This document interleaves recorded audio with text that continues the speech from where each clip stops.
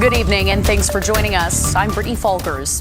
It is a dark day across the world. Ukraine and its allies now face fears of a new Cold War with Russia. Today, Russian President Vladimir Putin put nuclear forces on high alert. This is exactly the kind of manufactured threats that President Putin has been using since the beginning of this crisis to justify further aggressive action.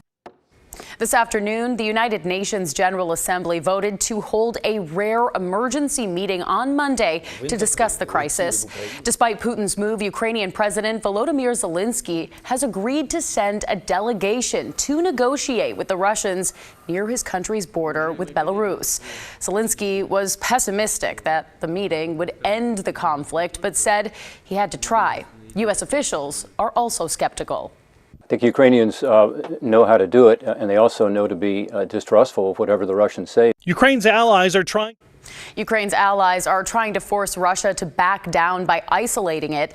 The European Union and Canada banned Russian flights from their airspace. The EU is also cutting off some Russia-backed media outlets and sending military aid to Ukraine in what its leader calls a watershed moment.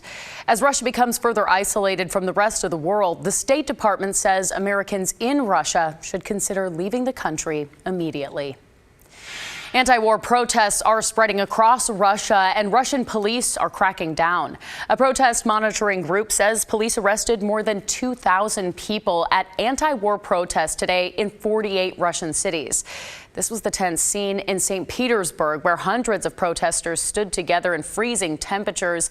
They were seen linking arms, chanting "No to war." In Moscow, protesters marched through the streets, some carrying handwritten signs with anti-war slogans.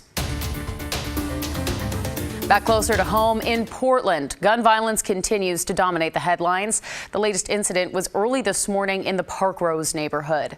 One man is dead after a shooting in a parking lot near Northeast 103rd and Sandy. It happened around 4:45 this morning. The victim was brought to the hospital with injuries, but later died. Several people were detained and the suspect stayed at the scene.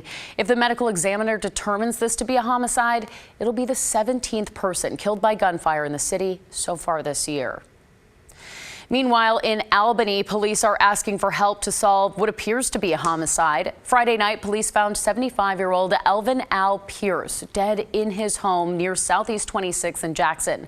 His vehicle, however, is missing. Police are looking for that car, similar to the one seen here. It's a tan or beige 2004 Buick Park Avenue four-door with the license plate 081FAX. Police are also looking for Pierce's roommate, 42-year-old Elizabeth Nicole Tyler Jimenez. She goes by Liz. Anyone with information on this case, Jimenez or Pierce's car, should contact Albany Police. Well, it is a gray and to really a pretty wet weekend here. This is the view from our Pioneer Square cam. And yeah, very wet out there. Meteorologist Joe Ranieri joins us now. And Joe, we always need that rain, right? But are we going to see any sunshine this week coming up? Not for the first couple of days. You say, hey, look at it there right now. Just wait until you wake up tomorrow morning. We'll expect to see some heavy downpours as an atmospheric river moves through much of the Pacific Northwest over the next couple of days. So we're looking at a steady stream of some showers out there right now. You can see on the radar picking up some bands of yellows and some oranges here and there. That will be kind of what you'll be running into the next couple of hours as you get ready to wrap up your Sunday night. If you travel throughout the Columbia River Gorge, easier going. Like I was telling you last night, if you could wait until the later part of the morning, it'd be a better option for you because of the snow and ice. Now we're picking up some little bit of some snow showers throughout parts of the Oregon Cascades, but we're going to have some warmer conditions move through heading into tomorrow. So right now we're sitting just about 2/10 of an inch of rain that has fallen since midnight, over close to a half an inch over in Astoria. By the end of tomorrow, some models are suggesting we could be looking at an inch to an inch and a half of rain by the end of tomorrow. Here's the big reason why. The atmospheric river, I was telling you, it has some subtropic moisture with it, and because of that, where it's coming from out in the Pacific, we are also going to be seeing some warmer temperatures. Some places by the end of tomorrow could be looking at temperatures anywhere from the upper 50s to the low 60s. So very mild, but a very rainy end to the month of February tomorrow. So as we put this in motion, we will start to dry out in the next couple of hours, but after midnight, we'll start to see a steady stream of moisture that moves through, and it's going to be absolutely nasty throughout tomorrow morning's commute. There could be some standing water on some local roads and highways, so be aware of that. And as we head into the afternoon, we'll start to see more showers move through, and we really don't get much of a break until basically late tomorrow night and into Tuesday, but more showers are in the forecast for Tuesday, Wednesday, and beyond. So it's going to be a wet end to February, Brittany, but also a very wet start to March. I'll talk more about that in just a few minutes. All right, settle into it. All right, thanks so much, Joe. Let's turn now to the pandemic. This past week has provided some good news. Like much of the country, Oregon continues to see Omicron cases decline rapidly. Our Tim Gordon has both a local and national take on where we are in the pandemic.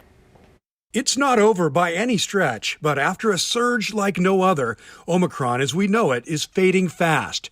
Dr. Cameron Webb is a senior policy advisor on the White House COVID response team. I think Omicron, we saw really an unprecedented number of cases. It really dwarfed some of the earlier surges that we've had. And so I think we're glad to be on the downswing from that, really come down significantly. KGW.com is tracking the latest Oregon COVID numbers. On Friday, the state reported 4 new deaths, with an average of 913 new cases per day over the past week. That weekly rolling average of cases is depicted on this timeline, where you can see how high we surged and how fast we're falling. And that is translating into good news for hospitals. We had another good week of data come in. The reality is the hospitalizations fell 250 patients last week. This week, we saw another 260 patient drop. OHSU's Dr. Peter Graven sees Oregon getting to 400 hospitalizations or less by March 12th. His forecasts are part of what the Oregon Health Authority looked to in deciding to move up the end of the indoor mask mandate from March 31st to March 19th.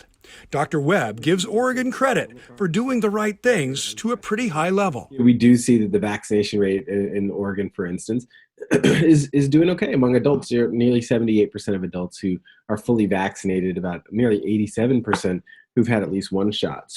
So again, that's great news. Webb and other medical experts agree vaccinations are key, and it is not time to let up when it comes to booster shots and pediatric vaccinations. That, along with masking and other health safety measures, are a big part of where we are today, which is making progress and hopeful, but still wary. What's heartening is that there's strong public health leadership and communication really all over the country that's trying to make sure we're messaging people exactly where we are. Really being clear with people. This isn't saying that the pandemic is over. Tim Gordon, KGW News. And as we see cases continue to fall, it seems as though there's less urgency to get a test. Nearly half of the 500 million free COVID tests that the Biden administration made available for free have gone unclaimed. And the 45 million of the tests were ordered on the first day of the giveaway last month. And now only 100,000 orders are placed every day. The White House says the program represents a step towards a more responsive testing program that will accommodate demand and surges. So they'll also be available if cases start rising again. All right, tenants who are behind in their rent payments have one more day to pay what they owe. On Tuesday, March 1st, landlords can start taking steps to collect. Christelle Kumwe tells us what renters can do as pandemic protections end.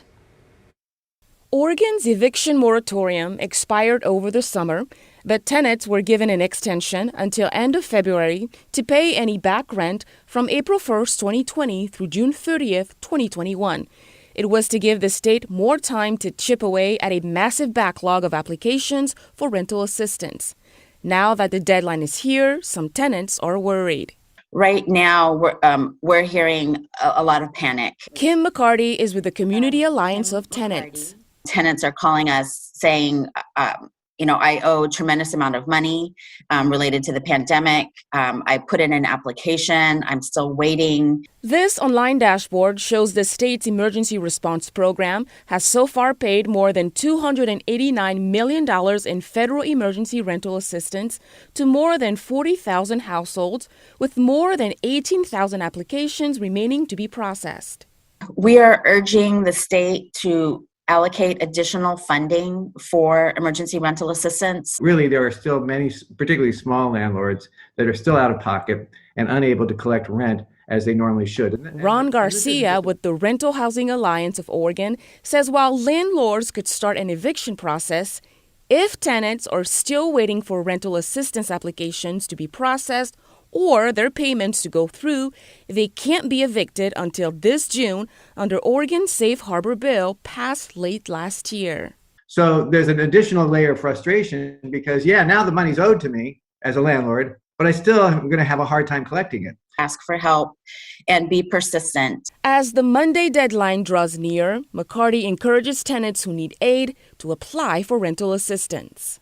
It's far more cost effective to keep people in their housing, prevent homelessness, than it is to try to mend people by rehousing. But we need to prepare for both. Christelle Kumwe, KGW News.